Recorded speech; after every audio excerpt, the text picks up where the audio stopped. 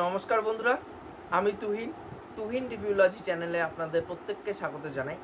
এখন কথা বলবো মূলত যে মানে বাংলাদেশ থেকে একজন আছে ইউটিউবার। সে মূলত একটা কথা বলেছে যে শাকিব খান হচ্ছে সুপারস্টার। আজকের দিনে দাঁড়িয়ে দেবজিৎরে নাকি এখন দেখাই যায় না, দেবজিতের সিনেমা চলে না। দেব কি টাইপের সিনেমা করছে, জিৎ তো বক্স অফিসে সফলতার মুখ দেখতে পাচ্ছে না, এরকম হেনাতেনা নানা রকম কথা তিনি বলেছেন। এবার দেখুন, আমি সেই জায়গায় দাঁড়িয়ে একটা কথা বলতে চাই যে একটা সুপারস্টারের নাম কখন খারাপ হয় জানেন?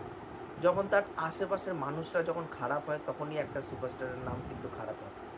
আজকে এই সুপারস্টারের আশেপাশের লোকেরা যারা এইসব কথা বলছে, সেই জায়গায় দাঁড়িয়ে এখন যখন সাধারণ লোকরা থাকবে তখন কিন্তু সেই সুপারস্টারের জন্য একটা খারাপ ইমেজ তৈরি হয়ে যায়। এটা কিন্তু প্রত্যেকটা জায়গায় কিন্তু আমরা এটা দেখতে পাই যে আশেপাশের লোকেদের জন্য এটা হয়। আর তার থেকেও বড় কথা হচ্ছে যে আজকে মানছি আমাদের বাংলা ইন্ডাস্ট্রিতে কমার্শিয়াল সিনেমা চলছে না, বাংলা কমার্শিয়াল সিনেমা সেই আপ টু দ্য মার্ক হচ্ছে না।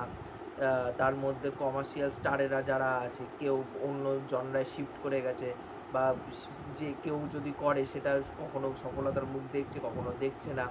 শাকিব খানের এই জায়গায় দাঁড়িয়ে একটা ভালো সময় চলছে, তার সিনেমা পরের পর হিট যাচ্ছে, এটা অবশ্যই, এটা আমি মানছি। কিন্তু দেখুন, আমি একটা কথা বলতে চাই, আজকে আমাদের ইন্ডাস্ট্রিতে সময় খারাপ যাচ্ছে, কমার্শিয়াল সিনেমা চলছে না। আজকে জিতের টাইম সত্যি বলতে গেলে খুবই খারাপ যাচ্ছে। আমি চাই পার্সোনালি তার একটা কামব্যাক হোক, বড় সড়ো একটা কামব্যাক হোক।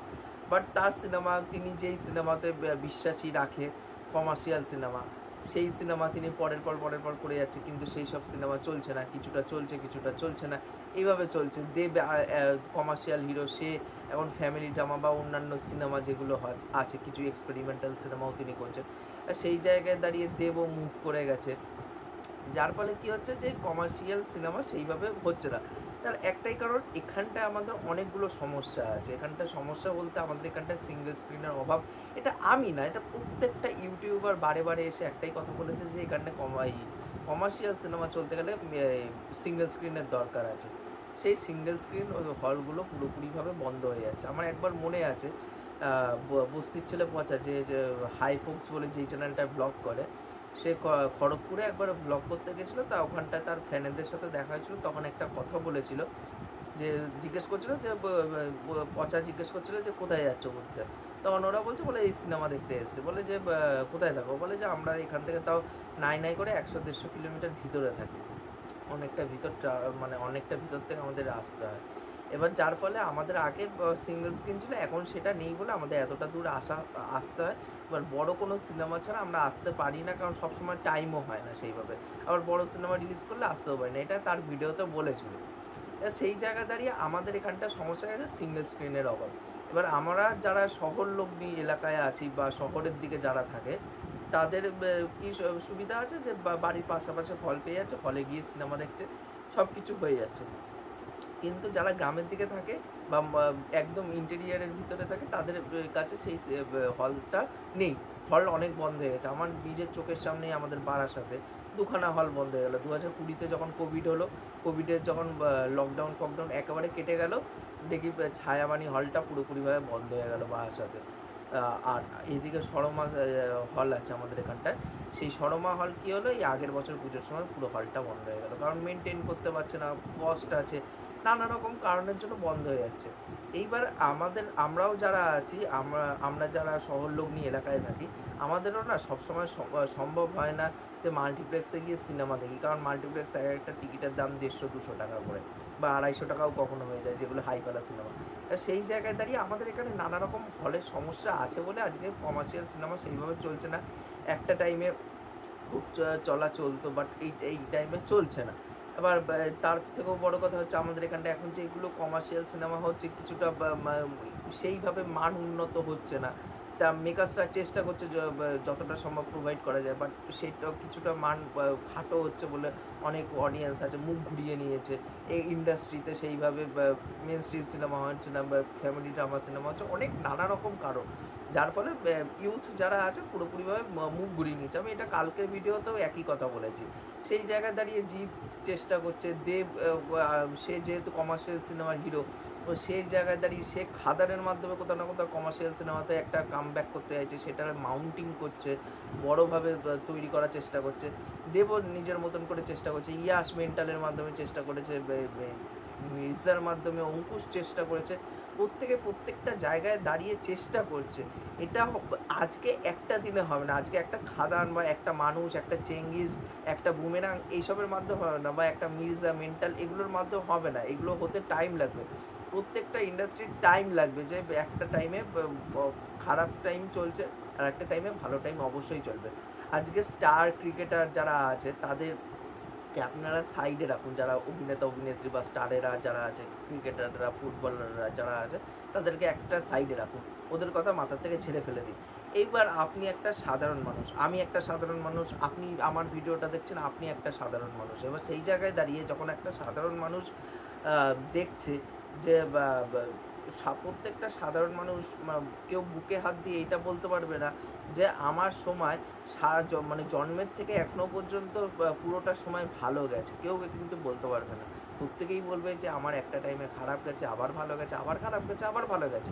সেটা প্রত্যেকের ক্ষেত্রেই হয়, কারোর 2 মাস খারাপ যায়, কারোর 1 মাস খারাপ যায়, কারো 1 দিন খারাপ যায়, কারো 10 দিন খারাপ যায়, কারোর 1 বছর, কারো 2 বছর, এরকম করে চলতেই থাকে। কিন্তু একটা না একটা টাইমে ভালো সময় আসবে।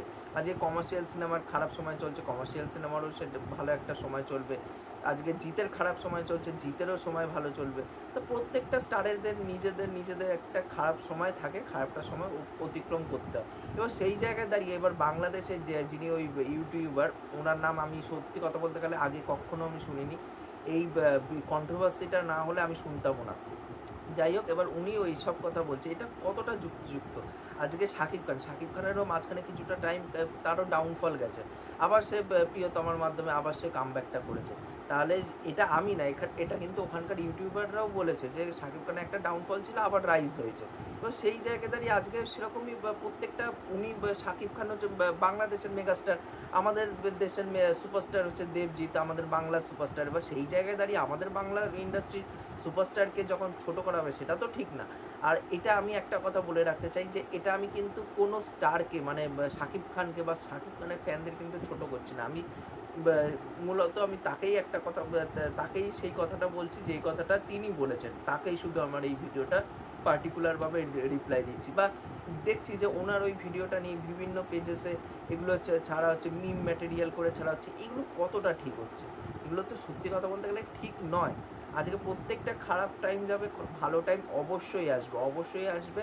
আর আমি সেই ভালো দিনের জন্যই অপেক্ষা করে আছি সত্যি কথা বলতে গেলে। আজকে দেবের খারাপ টাইম চলছে, জিতের খারাপ টাইম চলছে, অঙ্কুশের খারাপ টাইম চলছে, প্রত্যেকের একটা টাইম ভালো আসবে, প্রত্যেকে ভালো সিনেমা আমাদের উপহার দেবে, একটা না একটা টাইমে কমার্শিয়াল সিনেমা ঠিক রিভাইভ করে আমাদের সামনে আসবে।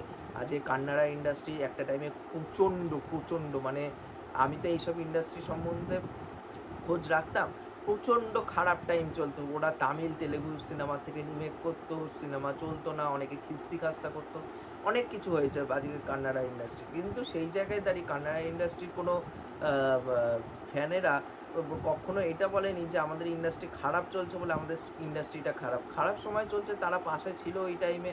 পরবর্তীকালে যখন একটা কেজিএফ আসলো, সেই জায়গায় দাঁড়িয়ে তারা ওই কেজিএফটাকে এনজয় করলো। পরবর্তীকালে দেখুন আজকে কেজিএফের মাধ্যমে যখন মোড় ঘুরলো একটা কান্নাড়া ইন্ডাস্ট্রি, প্রত্যেকটা সিনেমা কিন্তু এখন ব্যবসা সফল, নিজের কন্টেন্টের জোরে কিন্তু সেগুলো হচ্ছে। সেগুলো প্রত্যেকটা ইন্ডাস্ট্রিতে হয়, যে বলিউডের হয়েছে, আমাদের বাংলার হচ্ছে, এটা টাইম লাগবে। আজকে 1 বছর 2 বছর 3 বছর 4 বছর হবে না, টাইম লাগবে, একটু ধৈর্য ধরুন। আর তার থেকেও বড় কথা, এরকম আমাদের দেশের সুপারস্টারকে নিয়ে এরকম যদি বাজে কথা বলা হয়, আবারও আমার চ্যানেলের থেকে ভিডিও আসবে সত্যি কথা বলতে গেলে। কারণ আমি দেখছিলাম যে আমাদের এখানে ইউটিউবার একজনই আছে, আমি নাম নেব না, বাট আপনারা হয়তো বুঝেও যাবেন। সেই জায়গায় দাঁড়িয়ে সে ফ্যান ক্যাটারিং করছে কি না করছে আমার তাতে যায় আসে না, সে তার মতন যা খুশি, তার চ্যানেল যা খুশি তাই করতে পারে। বাট আমি দেখলাম যে আজকে একটা টাইমে দেবজিৎরে ভর করে উঠলো, আজকে যেহেতু শাকিব খানের ফ্যানেরা তার চ্যানেলকে বেশি দেখছে বলে আজকে সেই জায়গায় দাঁড়িয়ে কিন্তু তারা কোনো পাল্টা জবাব দিল না সেই ইউটিউবারকে। এটাই আমার সবথেকে খারাপ লেগেছে। বাদবাকি তিনি যা করছেন তার চ্যানেল সে বুঝুক, বাট আমি বলবো যে শাকিব খান সেও একজন ভালো সুপারস্টার বাংলাদেশের। আমাদের দেশেরও ভালো সুপারস্টার দেব আর জিৎ, খারাপ টাইম চলছে, দেবজিতের ভালো টাইম ঠিক আসবে। আমি চাইবো, আমি পার্সোনালি চাইবো যে তুফান সিনেমাটা আমাদেরও এখানটায় ওয়ার্ক করুক, আমাদের এখানেও চলুক। আমি প্রত্যেকটা সিনেমার ক্ষেত্রেই আমি তাই বলি।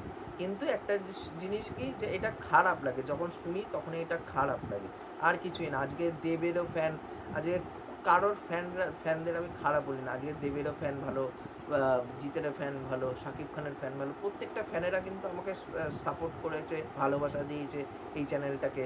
আজকে 208টা সাবস্ক্রাইবার হয়েছে তাদেরই জন্য, বা অন্যান্য যারা আছে অডিয়েন্স তাদেরও জন্য হয়েছে। প্রত্যেকেই কিন্তু ভালো আমাকে কিন্তু কথা বলেছে, সাপোর্ট করেছে, মোটিভেট করেছে। তাই এই জায়গায় দাঁড়িয়ে আমি একটাই কথা বলবো, যে এরকম করে হেট্রেট ছড়াবেন না, আর ফ্যানদের মধ্যে ফ্যান ওয়ার লাগিয়ে দেবেন না। এই জিনিসটা খুবই খারাপ একটা জিনিস। আমার এই জিনিসটা একদমই ভালো লাগে না, যে ফ্যানদের মধ্যে ঝামেলা বাঁধিয়ে দেওয়া, ফ্যানদের মধ্যে ফ্যান ওয়ার লাগিয়ে দেওয়া, এটা আমার একদমই পছন্দ না। এই গোটা বিষয় আপনাদের কি মন্তব্য আছে, অবশ্যই সেটা নিচে কমেন্ট করে জানাবেন। আর এই ভিডিওটি ভালো লাগলে অবশ্যই লাইক, শেয়ার, সাবস্ক্রাইব করে দিয়ে যাবেন, তাহলে মোটিভেশন পাবো আগে নতুন নতুন ভিডিও বানানোর জন্য। এখনকার মতন টাটা, বাই।